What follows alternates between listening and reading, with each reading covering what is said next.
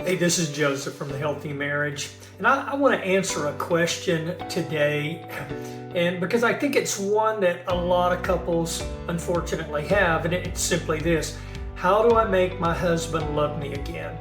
Now, I don't know the full background to this question. I don't know if they're in the middle of a separation or headed toward divorce, or if it's just the drift that we see happen in relationships.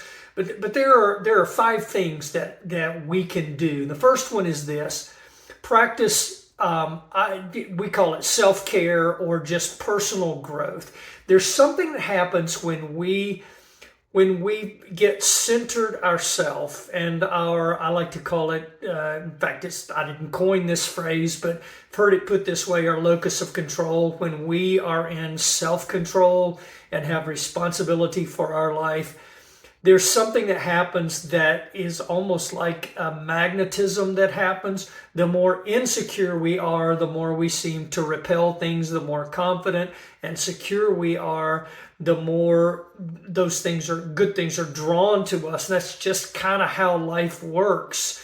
We sense it. It's something instinctive and internal.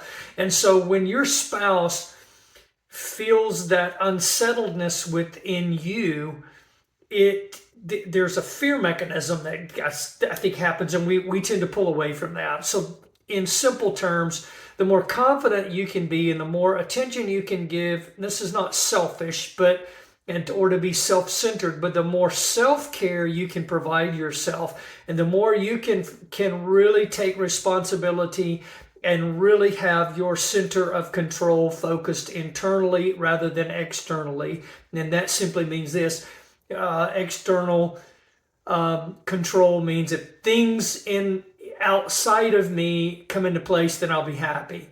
Internally, we go, I feel good about myself, I like myself, and therefore that seems to be a magnet. So that's the first step. The second one is this: express gratitude. That sounds so simple, and yet it is one of the most often overlooked things that I see in couples. When you express gratitude, two things happen. Something happens inside of you and something happens inside of your spouse.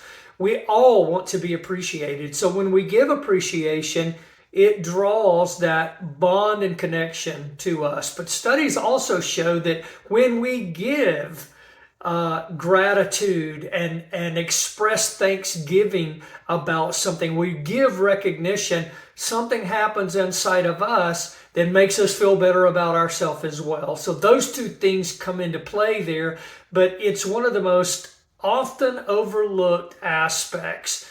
You want to heal your marriage, let's start there. After you take care of what your locus of control, your center of control in your life, and taking responsibility for your own emotional well-being, offer gratitude and watch things begin to shift and change. May not be overnight, but it will change. The other one is this: giving space for your partner. I don't know the story behind this question or their specific situation, but it could be. And what often happens is we go through seasons in life where we're recalibrating. I know I do that at times. It's nothing personal against my wife, and she knows me well enough to know when I'm in that time of I'm trying to recalibrate. Redefine some values. Sometimes those things shift and we prioritize. Coming into my senior years, I had a great shift in what I valued. I value my time with my grandchildren. I value my time with my kids. I've always done that, but when you have grandchildren and your priorities they shift, and so we have to redefine those values, and maybe it's a time where they're just going through that. Whatever the case, giving space for them to process whatever it is they're going through is vital. The more you put pressure on them, the more they're going to repel away from you. And then number 4 is this: find new shared experiences. Studies show that when a group of people go through a crisis together, or they go through an intense shared experience, it doesn't have to be a crisis, but an intense shared experience, they bond.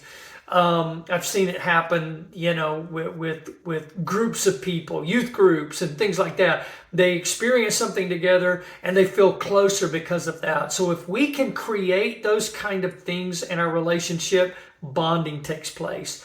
And then the final one is this, and we actually just completed a course on this. Having regular times for just connection and check-in. And we call our little toolkit Emotional Connection Toolkit. It's a simple tool. It's built around the science and psychology of relationship bonding. And it's a series of questions and things you can do. It doesn't take 20, maximum 30 minutes, but you have a check-in. I know a lot of couples say, I check in with my spouse all the time. We have our date nights and we have this and we have that. We talk over dinner. But they're talking at each other, but not with each other. And I hear it over and over. And that's why we created this toolkit. And it's simple to use. It's not complicated, but it's built around solid psychology that helps you feel more connected. And most couples, when they try to do these kind of activities, they don't know where to start. They don't know what to do. They know having time together is important, but they don't know what to do during that time.